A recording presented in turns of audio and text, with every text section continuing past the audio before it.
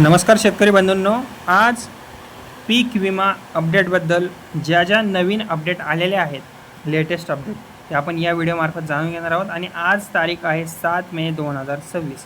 त्यामुळे ज्या पीक विमाबद्दल नवनवीन न्यूज आले आहेत, अपडेट आले आहेत, त्या व्हिडिओमार्फत आपण आज जाणून घेणार आहोत। ओके, आता सर्वात आधी जर सांगायचं झालं तर राज्यातील काही जिल्ह्यांमध्ये सध्या पीक विमा हा मंजूर म्हणजे जी रक्कम आहे ती मंजूर होण्यास सुरुवात झालेली आहे आणि काही शेतकऱ्यांच्या खात्यात आता पैसे जमा होण्याची सुद्धा प्रक्रिया सुरू झालेली आहे। आता ज्या शेतकऱ्यांच्या खात्यात पैसे यायला सुरुवात झालेली आहे किंवा पैसे आले आहेत, अशा शेतकऱ्यांनी कृपया करून माझ्या व्हिडिओच्या खाली कमेंटमध्ये नक्की सांगा तुम्ही कोणत्या जिल्ह्यामधून आहात आणि तुम्हाला पैसे आलेत का, जेणेकरून दुसरा शेतकरी जर तुमच्या जिल्ह्यातला असला तर त्याला समजेल की बाबा हां, ती कमेंट वाचून त्याला जाणीव होईल की बाबा माझ्या पण अकाउंटवर आता येऊ शकतात। ओके, त्यामुळे कमेंट करत जावं तुम्ही व्हिडिओ बघत असला तर, तुमच्यापर्यंत जर व्हिडिओ पोहोचत असला, माझा आवाज पोहोचत असला तर कमेंट करत जा, कारण की तुम्ही शेतकरी आहात, दुसरे पण जे व्हिडिओ बघतात पीक विम्याबद्दल ते सुद्धा शेतकरीच बंधू आहेत। ओके, आता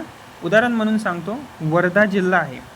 ओके, वर्धा जिल्हा आहे, 15,000हून अधिक शेतकरी तिथे आता पात्र झालेले आहेत। सुमारे 12 कोटी रुपयांची नुकसान भरपाईसुद्धा आता मंजूर झालेली आहे। याचा अर्थ की आता हळूहळू सर्व जिल्ह्यांमध्ये सुद्धा पैसे यायला सुरुवात झालेली आहे।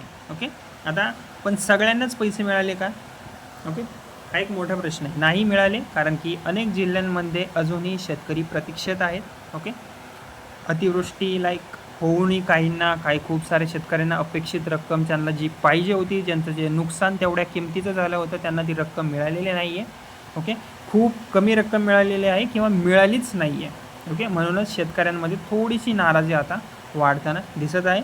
आता पैसे उशिरा काय येत आहेत, याची काही कारणं जर सांगायची झाली तर पहिलं तर आहे पीक कापणी प्रयोग, म्हणजेच की crop cutting. Okay, crop cutting.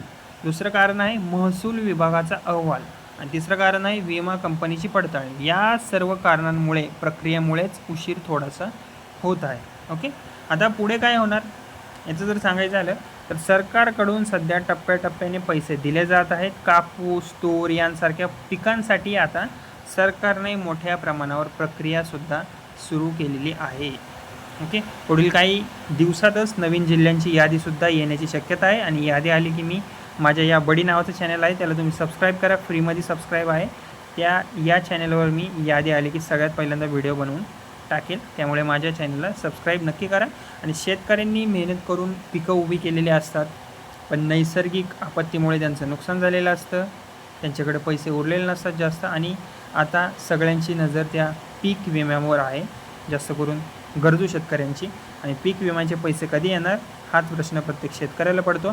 आणि नवनवीन अजून पीक विम्याबद्दल कोणत्या जिल्ह्यात आले, कोणत्या जिल्ह्यात नाही, याबद्दल जर तुम्हाला अपडेट जाणून घेण्याची इच्छा असेल, माहिती जाणून घ्यायची इच्छा असेल तर माझ्या चॅनल नक्की सबस्क्राईब करा। Okay, thank you.